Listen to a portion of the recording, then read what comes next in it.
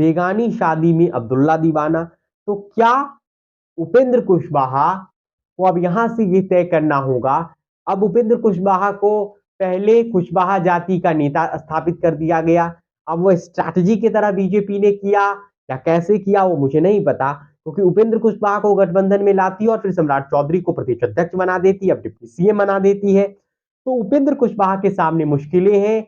और उपेंद्र कुशवाहा भी भाई साहब 8 बार पॉलिटिक्स में अब तक इधर से उधर हो चुके हैं, तो ये भी नीतीश कुमार से कम नहीं है पलटी मारने में। खैर, बिहार में कई सारे नेता ऐसे हैं। वैसे छोटी पार्टियों के नेता अगर इधर से उधर होते हैं तो उसमें कोई बुराई नहीं है। छोटी पार्टीज को खड़ा होने के लिए, संसाधन में रहने चाहिए पार्टी को खड़ा करने के लिए, तो इसके लिए सत्ताएं उसे स्वाभाविक रूप से चाहिए। लेकिन जब आप बड़ी पार्टी के नेता हो और बार बार पलटिएगा तो जनता में इमेज अच्छी नहीं जाएगी।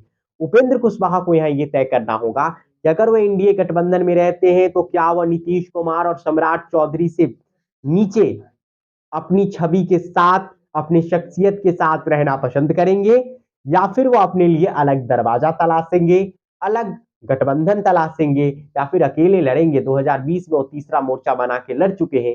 कितनी ताकत थी उनकी ये उन्हें भी समझ में आ ही गया होगा। 3 साल की बात तो ही है। तो खैर, उपेंद्र कुशवाहा और चिराग पासवान को लिए एनडीए में नीतीश कुमार के जाने के बाद सबसे बड़ी दुविधा हुई है। सबसे ज्यादा दिक्कतें इन्हीं को ही हुआ है और होगा भी। अब इन दोनों को तय करना है, इस गठबंधन में रहना है या बाहर जाना है।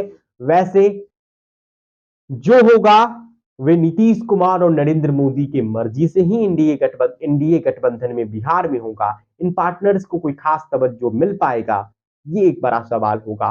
तो उपेंद्र कुशवाहा और चिराग पासवान करेंगे क्या, इस पर हमारी नजर बनी रहेगी। फिलहाल आप रिपब्लिक बिहार लाइव टीवी को, फेसबुक पेज को फॉलो कर लीजिए और यूट्यूब चैनल को सब्सक्राइब कर लीजिए। आपका धन्यवाद।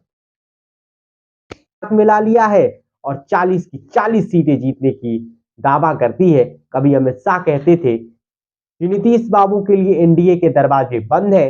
नीतीश बाबू कहा करते थे कि अब बीजेपी में नहीं जाएंगे, कुछ भी हो जाए। लेकिन खैर, सियासत है, ये सब चलता रहता है। तो ये मंत्री बन सकते हैं या फिर कोई नए चेहरे लेकर आती है जेडीयू और बीजेपी। जेडीयू में संभावनाएं बहुत कम है, भाजपा शायद नए प्रयोग कर सकती है।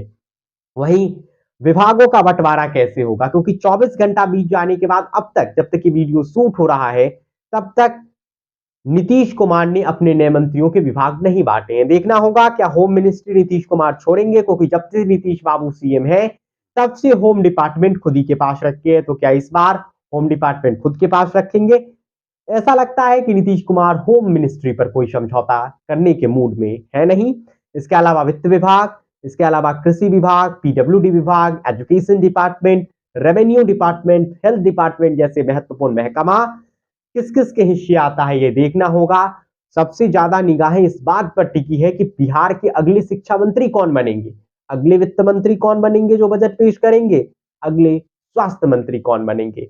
तो क्या बीजेपी नीतीश कुमार से कैसे बार्गेनिंग करती है और महत्वपूर्ण महकमा या जेडीयू के हिस्से रहता है, या फिर बीजेपी भारी भरकम महकमा अपने पास रखती है। क्योंकि बीजेपी इस बार नीतीश कुमार को कोई खास छूट देने के मूड में नहीं है, क्योंकि सम्राट चौधरी और विजय सिन्हा, दो जो सबसे ज्यादा कट्टर विरोधी उनके थे, उन्हें डिप्टी सीएम बनाकर बीजेपी ने एक संकेत दिया है। और जब विभाग बांट दिए जाएंगे और किस किस के हिस्से कौन सा विभाग आएगा, ये 2025 की और गठबंधन की आगे की सियासत को रेखांकित करने का काम करेगा। फिलहाल इस वीडियो में इतना ही। हमारे फेसबुक पेज को फॉलो कीजिए और चैनल को सब्सक्राइब कर लीजिए। आपका धन्यवाद।